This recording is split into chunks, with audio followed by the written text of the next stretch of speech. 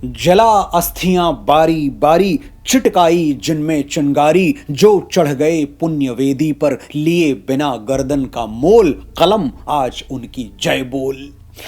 पीकर जिनकी लाल शिखाएं, उगल रही सौ लपट दिशाएं, जिनके सिंहनाद से सहमी धरती रही अभी तक डोल, कलम आज उनकी जय बोल। राष्ट्र कवि श्री रामधारी सिंह दिनकर ने त्याग, बलिदान, पौरुष और पराक्रम के जिन रंगों का जिक्र किया है, उन्हें अगर एक में मिलाकर इस दिव्य भारत भूमि पर उड़ेल दिया जाए तो उसकी आभा में सिर्फ एक ही परम प्रतापी छवि नजर आएगी, और वो छवि होगी महाराजाधिराज चक्रवर्ती सम्राट पृथ्वीराज चौहान की।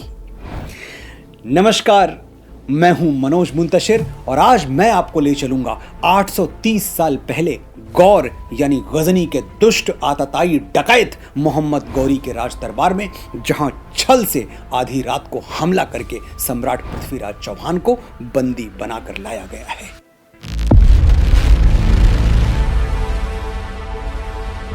वर्ष 1192, स्थान गौर यानी वर्तमान अफगानिस्तान का गजनी। ये वही गजनी है जहां से महमूद गजनी नाम का लुटेरा तब से 166 वर्ष पहले भारत आया था और उसने छल से हमारे आराध्य बाबा सोमनाथ का भव्य मंदिर लूट लिया था, तहस नहस कर दिया था और उस मंदिर की सुरक्षा करने वाले पुजारियों, सैनिकों, राजाओं और शिव भक्तों की लाशें समुद्र के किनारे बिछा दी थी। ये रक्त रंजित इतिहास फिर कभी बताऊंगा। आज तो मैं आपको गौरी के उस दरबार में ले जाऊंगा जहां हथकड़ियों और बेड़ियों में जकड़कर हमारे सम्राट पृथ्वीराज चौहान को पेश किया गया है। ऊंचे तख्त पर बैठे नीची सोच वाले गौरी ने सम्राट से वही कहा जो औरंगजेब ने गुरु तेग बहादुर साहिब से कहा था और घाटी में जिहादियों ने कश्मीरी पंडितों से कहा था, कन्वर्ट और डाई। इस्लाम कबूल कर लोगे तो हम तुम्हें आजाद कर देंगे और तुम्हारे राज्य का कुछ हिस्सा भी तुम्हें वापस कर देंगे, वरना अंजाम तुम जानते हो। सम्राट पृथ्वीराज राजपूती गौरव के साथ बोले, मोहम्मद गौरी, जो तलवार के डर से धर्म छोड़ देते हैं वो कोई और होंगे, क्षत्रिय नहीं। और तुम मुझे आंखें दिखा रहा है? भूल गया कि 1 या 2 बार नहीं 17 बार मैंने तुझे जीवन दान दिया। भूल गया वो गिड़गिड़ाना, वो दया की भीख मांगना? तेरी मिमियाती हुई आवाज मेरे दिल्ली दरबार में अब तक गूंज रही है। क्षमा शेरों का काम है, इसलिए मैंने तुझे बार बार क्षमा किया। हम राजपूत हैं गौरी, हमने शत्रु के साथ भी कभी घात नहीं किया, कभी पीछे से वार नहीं किया, सूर्यास्त के बाद आक्रमण नहीं किया। लेकिन तू इतना नीच और कायर है कि तूने मेरे घायल सैनिकों पर रात में छिपकर हमला किया। याद रख गौरी, पृथ्वीराज चौहान को बलिदान होना स्वीकार है, लेकिन अपने देश और धर्म के साथ छल करना स्वीकार नहीं है। सम्राट पृथ्वीराज के इन गौरव भरे अग्नि शब्दों को सुनकर गौरी तमतमा गया और अकड़ कर बोला, आंखें नीची करके बात कर पृथ्वीराज, तू मेरा बंदी है, मैं तुझे मौत के घाट उतार दूंगा। सम्राट पृथ्वीराज भगवान नरसिंह की तरह दहाड़ते हुए बोले, मौत का डर तू मुझे दिखा रहा है, कायर डकैत गौरी, तू पृथ्वीराज चौहान को मौत की धमकी दे रहा है, एक राजपूत को। हम क्षत्रिय अपनी अस्मिता और राष्ट्र गौरव के लिए प्राण देने का बहाना ढूंढते रहते हैं, लेकिन ये तेरे जैसा बुजदिल क्या समझेगा। 12 बरस लो कूकर जीवे, अरु 16 लो जिए सियार, बरस 18 क्षत्रिय जीवे, आगे जीवे को धिक्कार। क्षत्रिय 18 वर्ष के ऊपर जी गया तो उसके जीवन पर धिक्कार है। हमारी तो शान इसी में है कि जितनी जल्दी हो सके मातृभूमि के लिए बलिदान हो जाएं, लेकिन याद रख, बलिदान होने से पहले एक एक क्षत्रिय 100 शत्रुओं को मार के मरता है। और रही बात आंखें झुकाने की, तो सुन ले गौरी, पृथ्वीराज चौहान की आंखें सिर्फ मां और मातृभूमि के आगे झुकती हैं। दुनिया में कोई ऐसी तीसरी ताकत नहीं जो पृथ्वीराज की आंखें झुका सके, जिसका सारा इतिहास तप्त जगमग है, वीरता वन्य से भरी हुई रग रग है। उस वीर जाति को बंदी कौन करेगा, विकराल आग मुट्ठी में कौन भरेगा। अब जो सर पर आ पड़े नहीं डरना है, जन्मे हैं तो 2 बार नहीं मरना है। मोहम्मद गौरी गुस्से से पागल हो उठा और फिर उसने वही किया जो एक बुजदिल को शोभा देता है। हुक्म दे दिया, ये काफिर मुझसे आंखें मिला रहा है, इसकी आंखें निकाल ली जाएं। दुष्ट गौरी के हुक्म की तामील हुई और हथकड़ियों बेड़ियों में जकड़े निहत्थे सम्राट पृथ्वीराज की आंखों में लोहे की गर्म सलाखें उतार दी गई। सम्राट पृथ्वीराज को आंखों की बलि देना स्वीकार था, आंखें झुकाना स्वीकार नहीं था। शैतान को दिल बहलाने के लिए भी लहू के फव्वारे चाहिए। मोहम्मद गोरी ने एक बार अपने मनोरंजन के लिए सम्राट पृथ्वीराज को भूखे शेर के बाड़े में डलवा दिया, लेकिन जब शेर पृथ्वीराज पर झपटा तो देखने वाले हंसे नहीं, सबकी आंखें फटी की फटी रह गईं। ये कैसे हो सकता है? सबका यही सवाल था, क्योंकि महाराज भरत के वंशज नेत्रहीन और निहत्थे नरसिंह सम्राट पृथ्वीराज चौहान शेर के जबड़े को फाड़कर उसे मौत की नींद सुला चुके थे। यह सिद्ध हो चुका था कि असली शेर कौन था। जहां पालते लोग लहू में हाला हल की धार, क्या चिंता यदि वहां हाथ में नहीं हुई तलवार।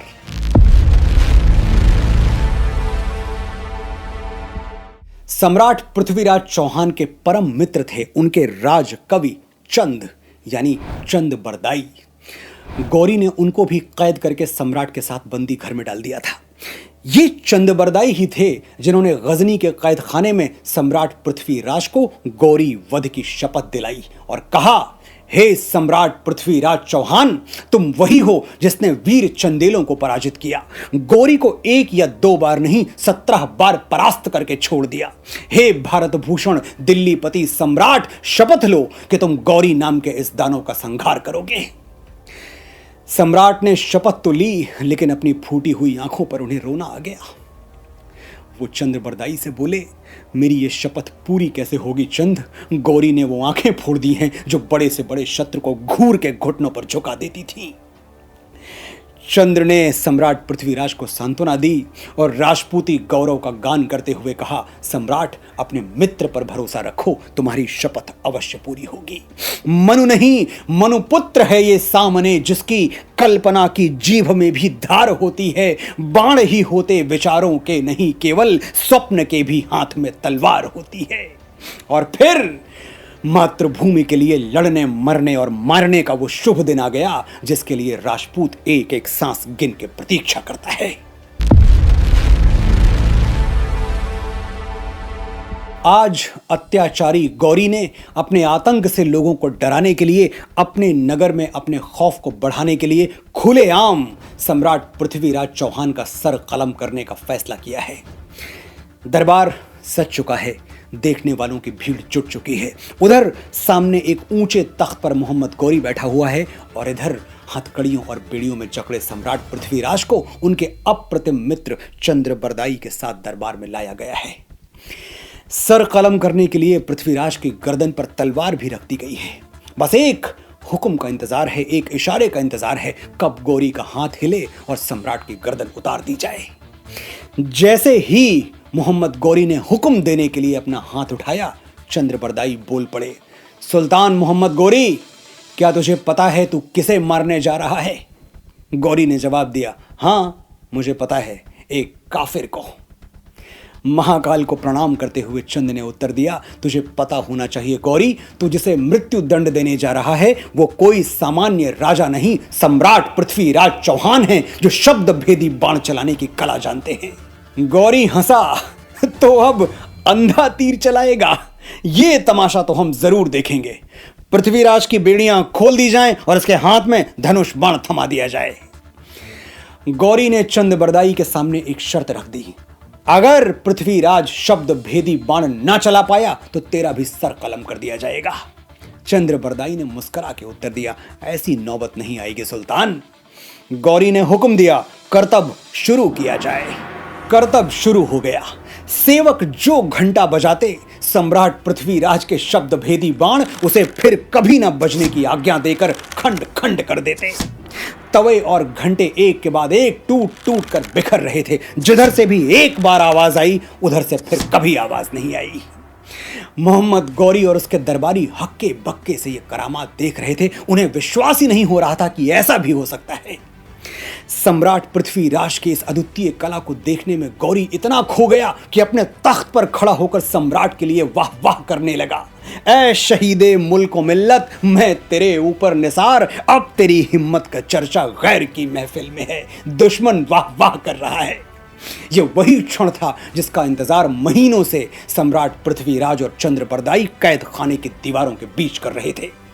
सम्राट पृथ्वीराज गौरी की आवाज से उसकी दूरी का अनुमान लगा ही रहे थे कि चंद्रबरदाई ने एक दोहा पढ़ा, 4 बांस 24 गज अंगुल अष्ट प्रमाण, ताऊ पर सुल्तान है मत चूके चौहान। सम्राट पृथ्वीराज ने पूरी ज्योमेट्री एक क्षण में समझ ली। मन ही मन रणचंडी को प्रणाम करके बाण छोड़ दिया और वो बाण गोरी की छाती को भेदता हुआ चीरता हुआ निकल गया। देखने वाले स्तब्ध रह गए, समझ ही नहीं पाई कि हुआ क्या। जब होश ठिकाने आया, गौरी को मरा हुआ देखा तो उसके सहचर सम्राट पृथ्वीराज और चंद्रबरदाई को मारने दौड़ पड़े। लेकिन भारत मां के इन यशस्वी पुत्रों को किसी डकैत के हाथों मरना स्वीकार नहीं था। चंद्रबरदाई और सम्राट पृथ्वीराज ने एक दूसरे की छातियों में कटार घोंप दी।